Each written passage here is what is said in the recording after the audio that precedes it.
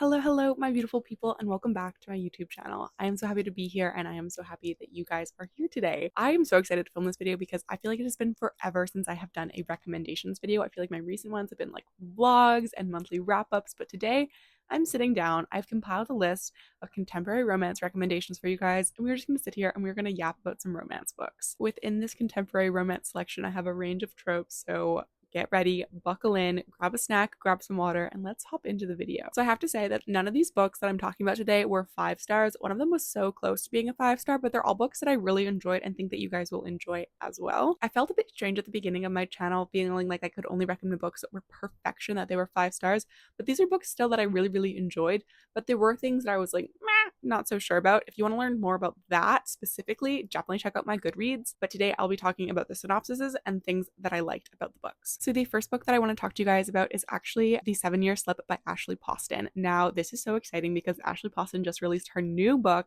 a novel love story, which I haven't read yet, but we're going to be talking about The 7-Year Slip today. This is an audiobook that I read and absolutely breezed through on my drives to university. It is emotional, it is heartfelt, but you're also going to be like having some little giggles. This book is about our main character Clementine, and unfortunately she does lose her aunt, but she moves into her aunt's apartment and discovers the magic that is in this apartment. As a little girl, she was always told by her aunt that this apartment was magic and that strange things kind of happened in it. But of course, she kind of chalked that up to being young and just a story from her aunt, until she moves into her aunt's apartment and suddenly there is a strange man in her kitchen. She has never met this man before, and the most tender and sweet relationship sparks between these two. I love lemons, and he bakes lemony things for her, and it is genuinely the sweetest. However, with all Ashley Poston books, there is a bit of a paranormal twist, and the man that ends up being in her apartment is actually from 7 years in the past, like her aunt's stories that she used to tell her. So Ewan, our wonderful love interest, is 7 years in the past, but where is he in the present? And where will their relationship form given that he can't leave the apartment and he sporadically shows up? So as I said, you will be giggling in the midst of this very heartfelt story. And one thing that kept me giggling constantly was these little pigeons that lived outside of the window in this apartment. And I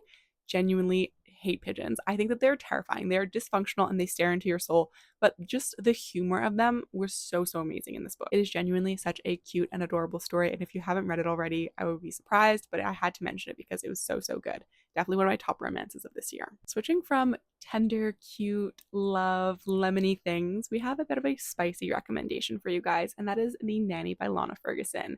This book was such an amazing palate cleanser. It was easy, it was fast, and it was spicy. I don't think that The Fake May was as spicy as The Nanny was because this book had something else going on in it. This book is about our main character, Cassie, and she is in a little bit of a situation in her life. She needs money, she needs a place to live. She is a student studying physical therapy, I believe it is, and she just needs money. She needs to be able to pay off her student loans, and she doesn't want to go back to how she was making money before, which was through her OnlyFans account. Enter Aiden, who is a single dad, a executive chef, and is in dire need of a live-in nanny. Crazy how that works. Unfortunately for Aiden, his lovely daughter Sophie has been scaring off all of the nannies that he has tried to hire, and Cassie thinks that she could meet this challenge even though she is wildly unqualified. Cassie moves in and there's obvious sparks between her and Aiden, and she soon realizes that he is someone that she is actually familiar with and he is not the stranger she thought she was. And the story goes from there. If there's one thing about me, is that I absolutely love a fun fact. There is nothing a fun fact can't fix at this point. And so the fact that our main character Cassie was obsessed with Snapple lids and they were giving me fun facts as I read the book, I was living my best life. I was so happy. I did enjoy the dual POV. I don't want to spoil anything, but I will say that one part of the book was a little bit unrealistic in some aspects, but that's for another day. It was spicy and it was easy, a great palate cleanser, and I browsed through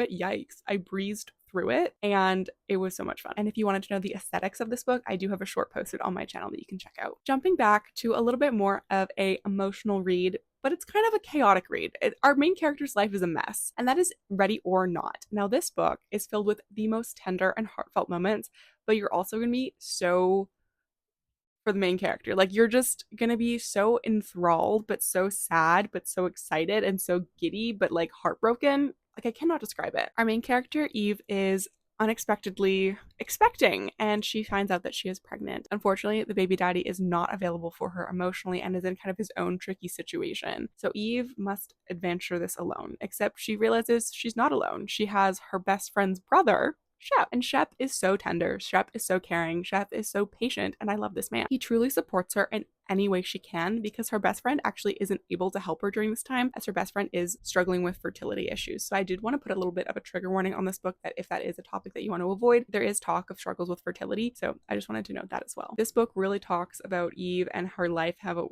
it's going to change, and she's expanding her family and also finding the people around her who are going to support her, and also navigating complicated dynamics with her baby daddy. And this book does focus quite a bit on her pregnancy. It is her life, it is what's going on, but I wouldn't say that it was overwhelming, and I typically am not a pregnancy trope girly. However, I really did enjoy this book, and I absolutely read it so fast. This was the first book that I ever read in one sitting. I put it on audio. I started listening to it at like such a dysfunctional time. I think it was at like 10 o'clock at night or something like that. And I stayed up all night till like past 7 a.m. just to finish this book, because I was so invested and I was so engrossed in this story. I always say I read it in a 24 hours time span, because normally I start it at night and then I wake up and then the next morning or afternoon I finish it. But this book I read in one sitting.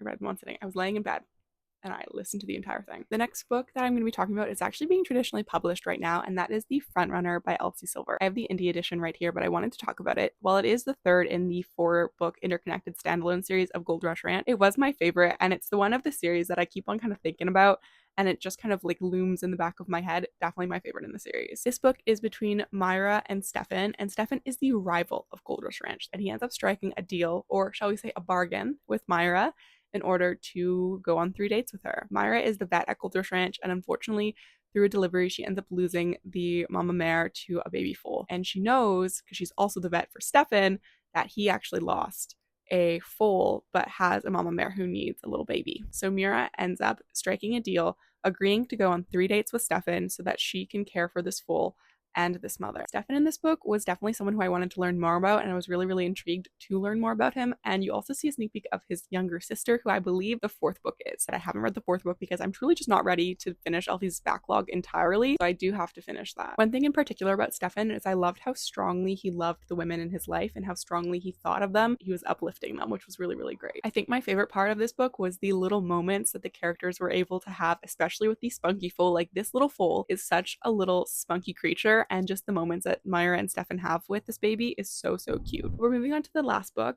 the final book, the next book. And this is a book that I read a little while ago, but I always have fond memories when I see people talking about it, and that is The Kiss Quotient. This book is so much fun, and it's like spicy, but in like a very like cute way, if that makes sense. I'll tell you a bit about the synopsis so you'll kind of understand a bit more what I'm saying. But Eve is our main character, and she is mathematical. Numbers make sense. Algorithms are her best friends, and she hasn't had a lot of luck with love or romantic interactions. In fact, she's really not enjoyed them. She really wants to learn more about romance and improve about her romantic life, and also figure out what the issue was in some aspects, because she made out with someone and it was awful. So she wants to figure some things out. In order to do that, she ends up hiring Michael, who is an escort. These two embark in an unpractical relationship that works for them while they discover and explore some intimacy. The thing that I loved about this book was the consent and the communication. If there's one thing in books, which I've talked about probably so many times and you guys are sick of me talking about it, it's that I need good consent in romance books. Like, that is so important to me. And so to have this communication and this open consent, and just have how